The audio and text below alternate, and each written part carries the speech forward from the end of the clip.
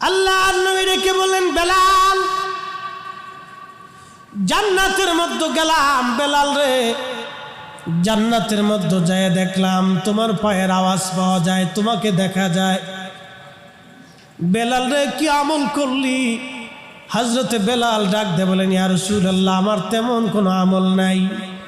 আমার একটা আমল বেশি সময় করি নবী গো, অজু গেলে আবার অজু করি। অজু করার পরে 2 রাকাত নামাজ আমি আদায় করি।